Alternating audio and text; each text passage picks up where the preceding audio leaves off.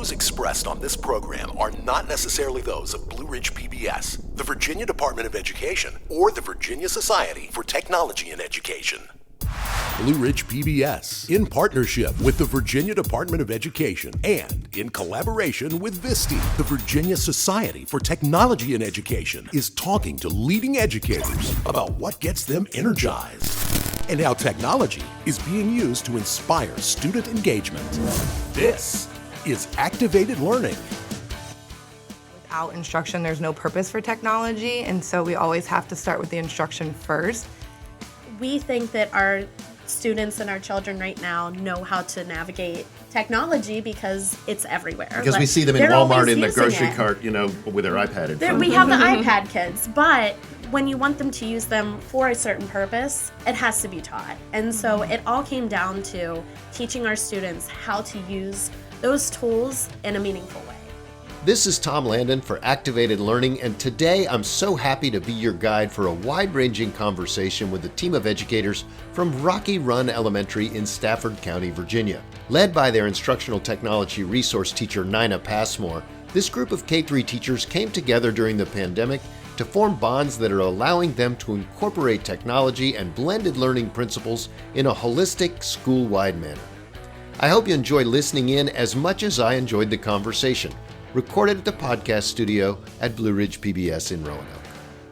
I am so excited. We have the largest group of people we've ever had in our podcast studio here at Blue Ridge PBS, and I'm so excited for you all to get to know the fine folks from Rocky Run Elementary School in Stafford County, part of Stafford County Public Schools. And the reason they are here, it is the week of the VSTE conference here in Roanoke. And I heard them speak the other day, and I had already extended the invitation for what they're doing that I think is a model for elementary, middle, high schools all over Virginia and the country. So welcome, Rocky Run. Thank you so much for having us. So we've got three people on the microphones, Brandy Probst, Nina Passmore, and Kelly Stevenson, and I'll let them introduce themselves a little bit. So we'll start with you, Brandy. Tell me what you do at Rocky Run. At Rocky Run, I am a first grade teacher. I've been there, this is my second year this year. So a lot of things that I do in my classroom, I love to incorporate, hands-on activities. We do a lot of technology, working with Nina, helping us out, give those opportunities since they are one-to-one on those Chromebooks this year. So I love using any opportunities that come from them, and yeah, we have a great time. It's always fun keeping it interesting in first grade, too, with our 6-year-olds. So. Yeah, we love elementary school teachers here, by the way. Nina, just tell me about what your work, but also a little bit about Rocky Run.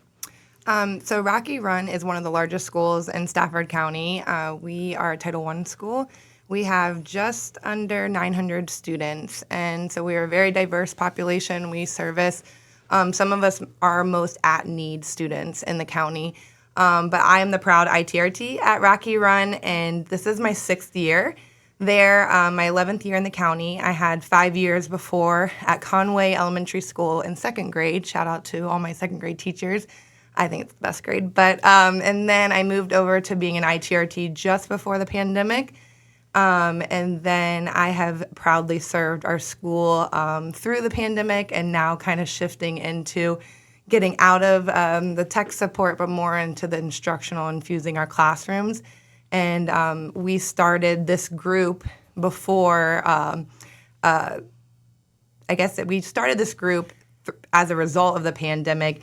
And then now this has been a dream come true, coming to VSTE this year and sharing kind of our journey. And I forgot to bring my buzzword bell into the studio today, okay. But I would have rung it to say what is, and here we'll add it right here. Here's the buzzword bell. Ding. And for our parents, what's an ITRT? Okay, so it's a very long acronym, Instructional Technology Resource Teacher. So I always say that the proudest letter in that acronym is teacher. I always remember that I'm a teacher first and will always be a teacher. And then my second favorite letter in my acronym is instruction. So I really truly believe that without instruction, there's no purpose for technology. And so we always have to start with the instruction first.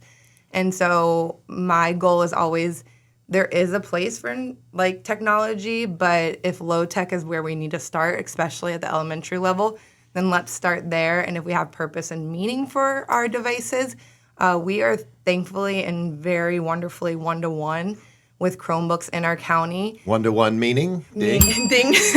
Meaning that every student is administered a Chromebook within our county, kindergarten through 12. And is that something they can take home? Is that something that remains at school? So the model has changed. At first, we were taking them home throughout the pandemic as they were doing a lot of asynchronous. That would definitely be a ding. Ding the bell again. Asynchronous is when they're doing instruction online on their own pace. And then we were doing instruction in person. But the model's changed now that we are kind of pulling away from just like not so much on learning time and trying to find the balance. We haven't gotten there yet, but we're trying to find the balance. So our devices are not going home currently unless there's an instructional purpose. Sure. So our third grade team, and Kelly can elaborate on this, they do send it home and they can kind of share their model. But that, or if we have ESOL population, one of our amazing... Ding. There you go. One of our amazing ESOL teachers actually is in ESOL is? English students... Wait. English speakers of other languages. Thank you. English speakers of other languages. Maria Jennings is one of our amazing... She's in the background here, Yeah. so if you don't hear her quite as loud. Yeah, she's one of our amazing ESOL teachers, and she's been a part of our journey. And so if our kids, our Ls, need the devices to go home, we have found that that's a great way to reach our families. Sure. And providing them that opportunity to do anything that they need to do on their devices at home. And then one of our amazing gifted resource teachers, Gates, is in the studio, and she has sent home devices if they're doing independent projects or enrichment projects. So for the most part, the computers are staying, the Chromebooks are staying at school, but they If there's can an go instructional home if they need to, yeah, which is all exactly. about flexibility and everything else. Absolutely. So Kelly, you teach third grade. One of the things I like, and we're going to talk about your model, I think it's so amazing, but by the time the kids get to you, hopefully they're already so used to everything that you do. Tell me a little bit about your students. So, I've been teaching 16 years, all at Rocky Run. I even student taught at Rocky Run, so it's like my second home. But my students, and for 14 of those years, I've taught inclusion as well, which has the special education students included. It's special education students included in the general education classroom. Sure. So we have, support teachers, sped teachers that come in, push in, pull out. I also have some ESOL students as well, and also some dually identified students, which are ESOL and SPED.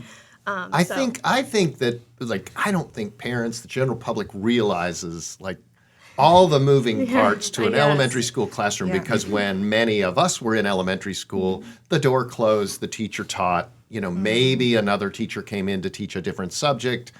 Probably you went to PE at some point during the day. I mean, you went to lunch, you went out to recess, but otherwise it was a one-to-many teacher and lots of folks. I want to talk about your origin story and kind of get all of your perspectives on it. So Kelly, I'll just start with you. When the pandemic happened, we say often nothing good, there was nothing good about the pandemic, but it did force us to change the way we think about things. So when the pandemic happened, and I'm sure you felt overwhelmed, how did your team kind of come together, and what did that mean for you as a teacher? Well, I'm really lucky. My team works together and has been working together for many years. So it was just kind of natural for us to just band together and be like, this is what we need to do, and work together and how can we take what we already have and change that, tweak it to make it accessible to students at home. And it was it was a long process, a lot of work, but thankful for the team because we just split up the tasks and conquered it. So many of those, long Zoom calls, right, where we were all just trying to figure it out at that time. Brandy, as the team came together, as you started working with everybody else, I know you were doing that before, but as it started to coalesce, tell me about your stress level, like where it started and where it ended up during that time. For me personally, and I could speak for at least two others of us that are joining us here today too, I didn't know much more with teaching before this more digital age. Right, that came because out you've of only COVID. been there a couple years. Yeah, right? as being, this is my third year teaching, second year here at Rocky Run. And the same story goes for a lot of these new teachers coming in too, that we didn't know what, that older model without working as a team might have looked like, where we're like, we are fully relying too on some of these things because this is what we were taught and used when we were doing our student teaching.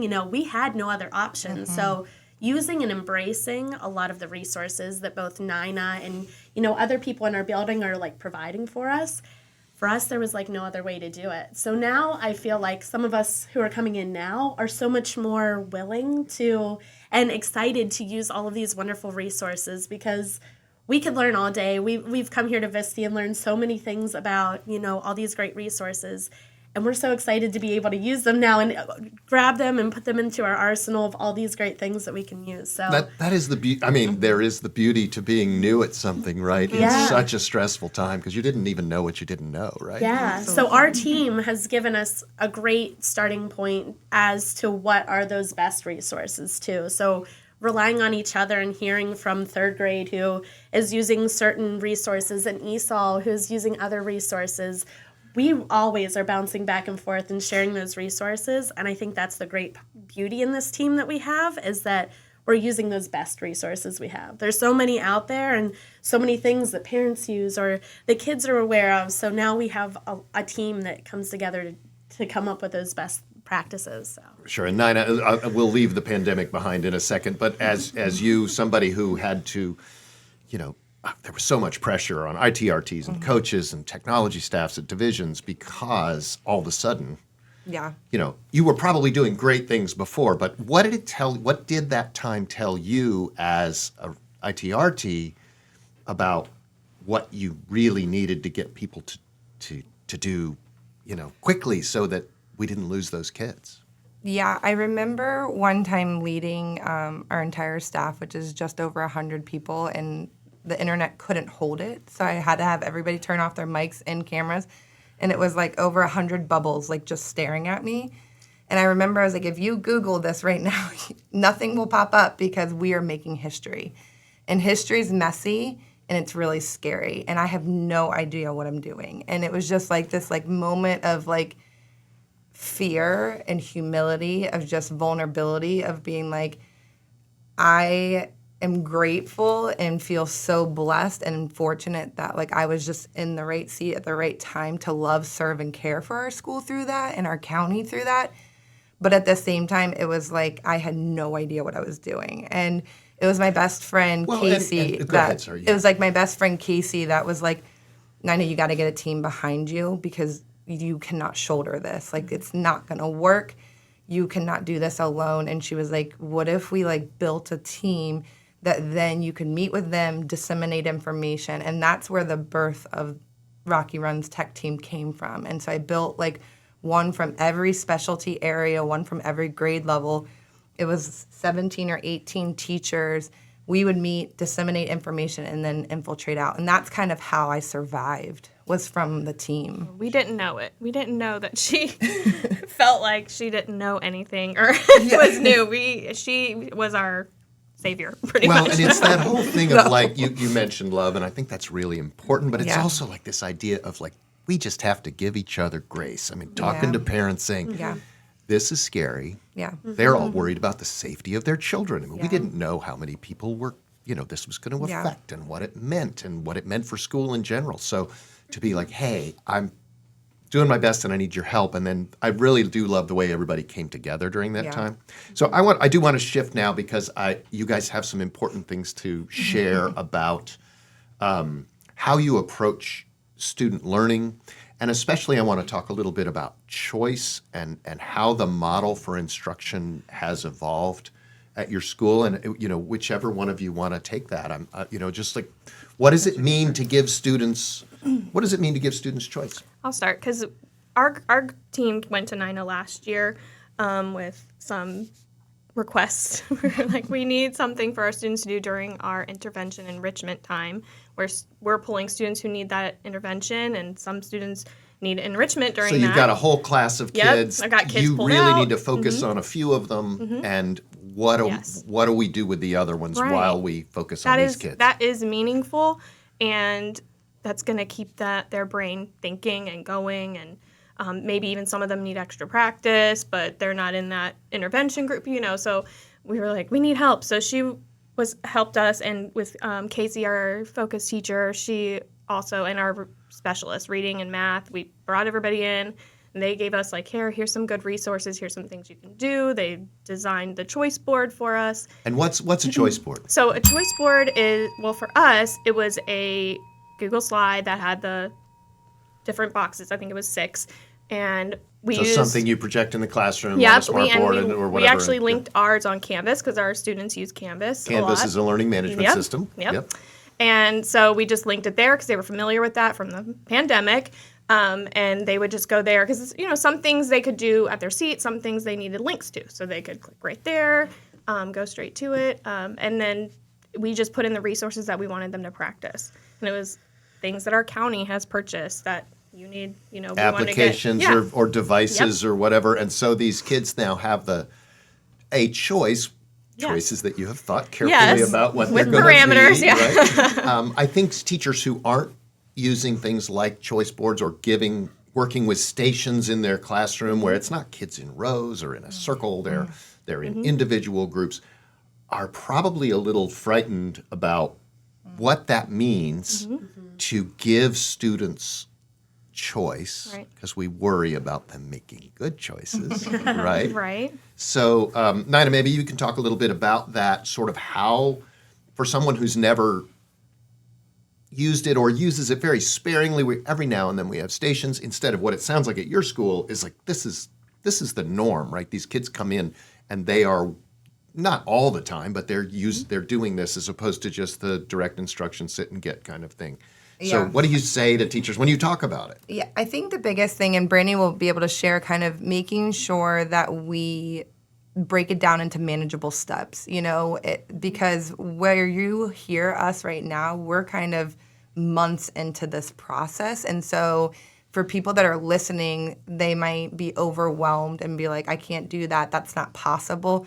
But understanding that we felt that same way back in August, where it was like, we have one of our kindergarten teachers in the studio, and she's like, Nina, I'm just trying to teach them like independence and like being able to stay on a task and their letters and writing their names. And I was like, it's okay, but student agency is what it comes down to. When we empower our kids and we provide them the autonomy to take ownership in their learning and to be able to make their own choices, you see kids rise up. Like you see when we set that expectations of, you need to take ownership in your learning. And in this process, it's amazing what kids can do. And I think we've all seen that transformation in our classroom. And while we selfishly kind of had this idea of like, I need to be able to work with a group and not be interrupted in the back of the room to support our Tier 2, which would be a buzzword. Tier 2 is students that are not quite meeting the benchmark of what expectations of a grade level student needs to be doing at that time in either math or reading. And so we pull them during intervention and enrichment times. And so when one of the stations is working with you. With a teacher, yes. And so then what's the rest of the class doing, right? They need to be on task, quiet, but engaged in meaningful activities. And that's where our choice boards have come into play. And so we've been able to differentiate and bring in high and low activities that extend or provide scaffolds for our lower level students. And so, Brandy, as a first grade teacher, I mean, your kids can do probably more than the kindergarten kids can do at this, but not quite as much as the third grade kids can do. When you're deciding what those stations, what those choices are going to look like, how do you give enough choice that your all 3 tiers, if we're going to refer to them as Tier 1, Tier 2, Tier 3, or those kids who are reading at grade level, or those kids who need extra help, how do you make sure those choices reflect that for them? a lot of what I had to do in order to get us to be able to work with a choice board with 6 and 7-year-old students, and same with our kindergarten teacher, is teaching them what it looks like to do an activity before you can give that as a choice. So a lot of what our work was teaching them how to use different games or different applications on their... Right, so you've got to teach them. And Explicit, especially, you have to explicitly they're digital teach. natives, Yeah. but they don't know Yes. how to use this. And I've heard that a lot this week about that we think that our students and our children right now know how to navigate technology because it's everywhere. Because we see them in They're Walmart always in the using grocery it. cart, with their iPad in front We of have them. the iPad kids, but when you want them to use them for a certain purpose, it has to be taught. And so it all came down to teaching our students how to use those tools in a meaningful way and teaching them what the tools are and how to X out application, press the X. It came down to very explicit instruction where their choice wasn't given yet. So there's a fair We have amount to of get- upfront, Yeah. right? And You've even got in third upfront. grade too. Sure. Because some of the resources that Nina and Casey gave us were not ones we use on the regular. So, we had to we took a whole week, and each day we would go over those new sites, resources. Here it is. This is what it looks like. This is how you do it. Now try it. And then the next day we do a different one, so that by the time they'd practice all of them, they were ready to jump in without question. So, the management part is really got to be the upfront work first. Great. And just a reminder to our listeners, you're listening to Activated Learning, and my guests are from Rocky Run Elementary School in Stafford County Public Schools. This is Activated Learning from Blue Ridge PBS in partnership with the Virginia Department of Education and in collaboration with VSTE. If you like what you hear, subscribe to Activated Learning wherever you get your podcasts. If you've got an idea for an upcoming show, let us know at activatedlearning@blueridgepbs.org. Nina, as you look at what's going on this year, sometimes it's hard to have a lot of hope as a teacher because it feels like it just starts over again in August every year, and we got to go through it all again. How are you feeling about looking forward to next year when your kindergarten kids have been through this, your first grade kids have been through this, your second grade kids have been through this, and so what does that open up for you in the future? I would say, so to all my ITRT friends that are listening, or anybody that's a reading specialist, math specialist, ESOL, or gifted resource teacher, any of those people that are in like a specialty role, my encouragement would be to get a group of educators around you that are passionate, that love kids, that genuinely have a mindset and a heart that want to grow and like embody what it means to be a lifelong learner. And that while we are teachers, we are still students, and we are always going to be students and wanting to grow. Because when you get those people around you, it just feels like the sky's the limit. And sometimes in these roles, when we are in these leadership positions, we're not administrators, we're not teachers. It's like this weird gray area of that you're constantly trying to just push somebody out of their comfort zone, but not too far, because we know that there's a lot on teachers' plates. But also knowing that you can believe in teachers and believe like they are capable of so much greater than a lot of times they even think in themselves. And this weekend has been a dream come true. And watching each one of them shine, they all presented at VSTE. And for many of them, they've never even attended a conference, let alone presented at a conference. And I've got to say, I've been going to conferences for a long time, and I'm glad you feel very energized by them. Sometimes I do, sometimes I don't. VSTE is a special one. But I also feel like the fact that you as a school made this commitment, we've got 8 of you in the room, I mean, what that does to the teachers back home and the school back home and the substitutes and all of that stuff and what you're looking forward to when you go back. I just want to say, congratulations for making that commitment to bringing a large group of people, because if you send one person, if 9 of you come to VSTE, yes, it doesn't make the difference, No. does it? Kelly, what's it mean to you to be able to come and, hey, you get to stay in a hotel and eat out at restaurants? I know. It means a lot. We are very thankful to the county for approving this trip for us, because and our admin. we always say when we have conferences and things, and they're like, oh, bring it back, but does it really infiltrate your school as much? No, but when you have this many people coming to something like this and bringing back to different teams and supporting each other, it's kind of like, okay, this is what we're gonna do. A much greater chance of it. It's almost impossible for it to not have some sort of impact on our teachers now. With us being classroom teachers and getting some of these resources and seeing how great of resources there are for teachers. It's one thing if a instructional coach comes and tells you about something, you should use this. Right. It's another thing when you get to see it for yourself too and take it back to your colleagues. And I think for you to take it back and they know that you're just a teacher like them. It has a lot bigger of an implication for us. I think when it comes from your team, like the grade level teammate, right? Them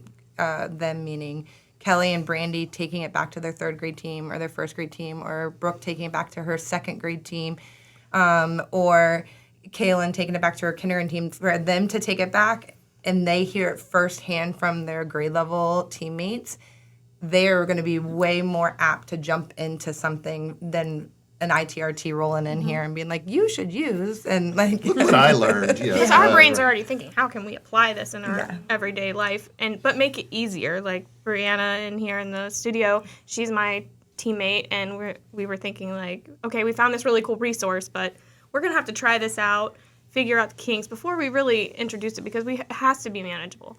Anytime you present something to teachers, it has to be something that they know is they're going to benefit from. It's going to be easy to implement, and the kids are going to grow from it. So I want to shift gears for a minute and talk about, one of the things we hear a lot at this conference and other conferences is things about, teacher shortages. It's hard to find good teachers. And I think one big reason for that, and we're hearing stories of teachers who, on a day in the springtime, they just have an epiphany at school that they're done. They're out of gas. Their tank is empty. So I want to talk about what you guys do outside of school that's not about school to make sure that you are there for your students. So Kelly, how about you? That's a hard one because I'm a mom too. So, when I leave school, I'm also doing school with my son too. And I'm like, I did this all day, with trying to get these kids to work. Now I got to get you to do your homework. But I just think I take time with my friends to refresh. My family is really important. Our team tries to get together every once in a while and just leave school behind, but coming together, I can't say that enough. Having a team, if you don't have a team that you can work with out there, you got to get them on board, because it's amazing. That's the reason I've been at Rocky Run for 16 years, because three of the teachers on our team I've worked with since I student taught. So it's not the norm. I think but that culture is probably the reason why you guys are still there. You're a very young teacher, Brandy, so you're looking at a long career, hopefully. Are you taking time? Are you taking time not to be a teacher? It takes a lot of work to be a teacher, and so trying to find the balance of boundaries and still doing enough so that I have great lessons and learning more every day. It is a really hard balance. Being this early in and, trying to give the best opportunities, but still having my evenings off to be able to do things and relax. It is hard. A lot of days it's hard. And so that is why, a lot of people early on, it is daunting to also see some wonderful teachers too, and it's a constant comparing, and you want to achieve the best, and so it's always a balance that you're trying to find, and it is hard to find that balance. A lot of days are harder than other days too, and so when you have a lot of hard days right in a row, it's hard to come out on the other side with that positive attitude. But, you know, each day, like, these are the kind of moments when you get to step back and kind of have that refresh. And I would hope that other people in our building and other people across, you know, different buildings too will have an opportunity to be refreshed. And why are you a teacher? You know, why these little moments of getting together with other teachers on grade levels? I met Kelly and Brianna the first time, you know, really this weekend too. And they're across the hall from me. And, you know, it's moments like this where you get reminded, like, we are all together working through this. And I have a support across the hallway that maybe I didn't use before that, you know, now we need to lean in on each other too and ask for help when I need it. Now I know that I can go to either one of them, and, you know, it's you're going to like send that. your kids next year to a second grade teacher, and that teacher's going to send them to a third grade teacher. So it really does. Yeah, It really it's our has- kids. It's not. But we have to use each other because it is unmanageable some days. And you come out and it was a really rough day. Every so day's not great, right? Yeah. So- No. we have to stay together in these great moments and be refreshed, or else it does become too much. So it's a great refresher this weekend to get to have such an awesome opportunity too. So Nina, as an instructional leader at your school, you know, are there times when you have to kind of you look at one of your teachers and like, we can't just talk about education. Like, you have to do something else sometime too. I try, especially for the young teachers that, you know, or if I mentor a few teachers. After 11 years, I will say I did not have a balance. You know, it would be nights where I would pack my dinner because I knew I would stay so late that I would just eat dinner at school.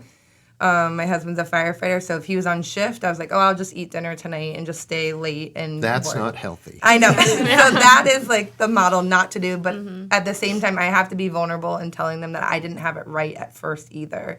And I had to learn it. And now I've learned the ability to compartmentalize and light switch. So like when I walk out the door, I flip off that light switch and I turn on the light switch of being a mama and being a mom of my boys. And then I turn that light switch off and I become an educator or whatever, and a wife, and all these different roles and hats I wear.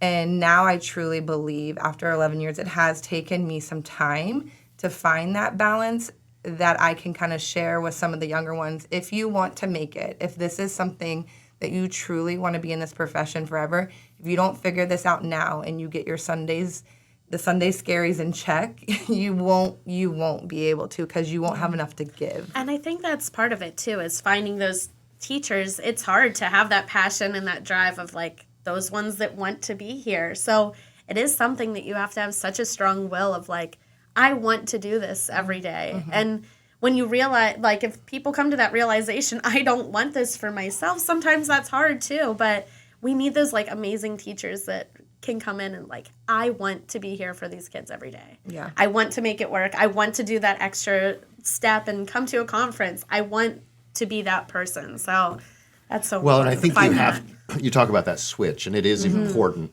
You know, we know that the research is showing that, like, we used to send kids home with 2-3 hours of homework a day, you know, and we've realized that's not good for them, and that's what not some good of for these us. things that we won't have time to talk about today when it comes to blended learning and universal design and all of these other things that are buzzwords, but also have combined to, you know, make us more efficient teachers. We need that in our own lives too. And I just, shockingly, I'm looking at the clock on the wall and we are already a little over time. So there's so many things we could talk about. We could sit here for 2 hours, but I want to thank you guys for coming. I want to thank you for coming to our hometown of Roanoke, and I hope that I see you again at other conferences where you will once again be presenting. And Nina, thank you so much for bringing this to my attention. And again, congratulations for the work Tom, you're doing. And I just good want to luck. say thank you for giving teachers this platform, you know, and for providing us this opportunity and believing us and taking this time. So thank you so much. And we want to also say thank you to our team that is also sitting here with us, because without their amazing voices and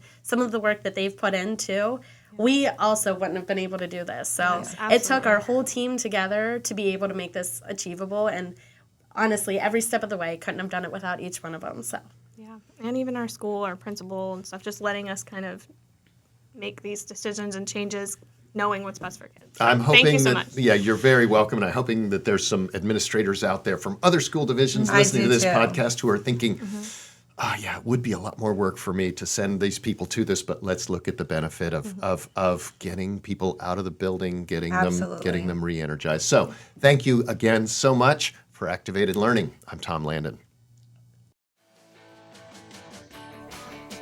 Activated Learning was created by Blue Ridge PBS in partnership with the Virginia Department of Education and in collaboration with the Virginia Society for Technology and Education. Produced by Tom Landon, Director of Educational Innovation at Blue Ridge PBS, with a lot of help from graphic and audio designer Jay Prater, podcast studio producers Andy Depew and Kurt Schruth, and Vice President of Education Dr. Rose Martin. Our theme music was composed and produced by Ryan Champney and Dr. Matt Katatachea of VSTE. Copyright 2023, Blue Ridge PBS.